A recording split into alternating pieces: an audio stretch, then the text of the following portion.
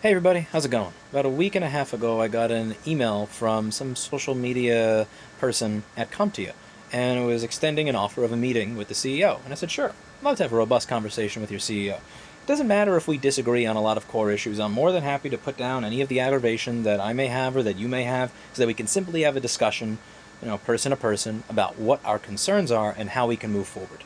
The next day, there was no meeting, but instead an email saying he would, that our CEO won't be able to make the meeting, and in a very vaguely worded PR copy pasta-ish way said that they would be backing away from anti-right to repair lobbying. And at that point, I really plan to go full steam ahead with posting certain content regarding them, because I don't like when a company that's a non-profit bringing in 8 figures, paying their CEO 7 figures, is lobbying against consumer protections and rights.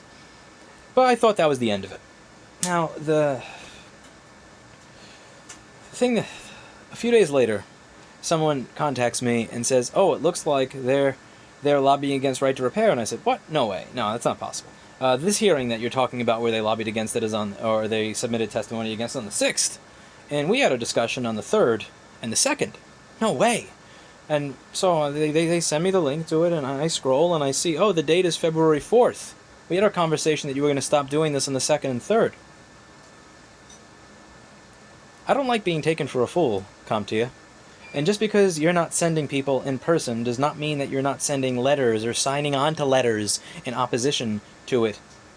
That all counts. Not just people not showing up in opposition, not writing letters in opposition, not signing on with other people in opposition to the bill. I don't like this kind of sneaky, snake in the grass kind of nonsense. If you want to lobby against the bill, then just say we're going to lobby against the bill. If you're not going to lobby against the bill, then don't go behind my back and sign on to other people's letters against the legislation. And what's really sad about this is I plan to have a conversation that I thought would benefit all of us. A lot of people on my channel have been asking if I would create a Rossmann certification, Rossmann certified micro solder, Rossmann certified board repair, Rossmann certified data recovery. Because CompTIA has no certifications for any of these things. You see, when CompTIA says in these hearings that those people who are unauthorized want access to chips to fix boards, these people that are unauthorized want access to schematics. How do I get certified through CompTIA to do board repair? How do I get certified through CompTIA to do hard drive data recovery? How do I get certified through CompTIA to micro solder? I can't. Not only is their point invalidated by the fact that they don't have a certification in this arena, and it could be validated if they had a certification in that arena, it's also a great revenue-generating opportunity for them to be able to say that they have a certification. I have a brand name and a lot of knowledge. People trust my general methodology that I use for troubleshooting boards, and they trust the quality with which I do my work based on everything that I've uploaded. CompTIA has already practices and programs and infrastructure in place to support creation of certifications that matter in the industry, as well as all the testing facilities to be able to issue these certification exams and certify people. This could have been an excellent partnership. They could have added a lot to their bottom line, but instead you do this snake in the grass thing, which is why I'm not even angry. I'm just disappointed, because I went into that expecting to get a phone call where we could talk about how you can improve your standing in the industry, you could make more money, and I could stop having to argue against all of this security fear-mongering nonsense.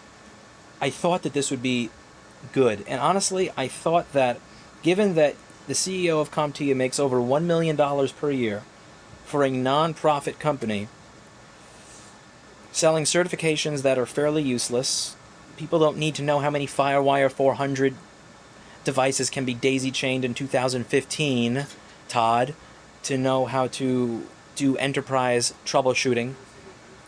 I thought that I thought he would just be happy with the fact that he's making that amount of money to where he could retire for the rest of his life and not have to worry about anything, and just stop lobbying against consumer rights. But that's not what they did. So there's a video that I'm going to be uploading, and I'm also going to be including a lot of citations in the description. If you wish to download this video and chop it up and make it a part of your video, you're welcome to do that. If you'd like to share this information with others, you can do that. If you want to re-upload the video to your own channel, you can do that. If you want to cut out pieces of it and include it in anything that you're doing, that's totally fine.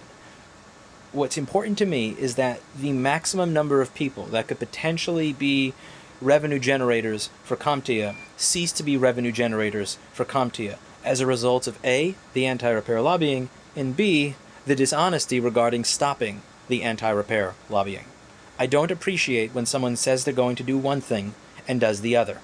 As I said in a video about 4 years ago, if you're going to be the bitch, be the whole bitch, not a half bitch that says that they're going to stop doing something and then continues doing it. I don't mind if you're an opponent. At the very least, then I can have some level of respect. Don't pretend to be an adversary while simultaneously acting as an opponent. That's it for today, and as always, I hope you learned something, and I hope you will appreciate the little ad that I have coming up next. It is the first in a series of many, many advertisements regarding the lobbying firms that are lobbying against your consumer rights and protections, and I had a lot of fun producing it. That's it for today, and I'll see you in the next video.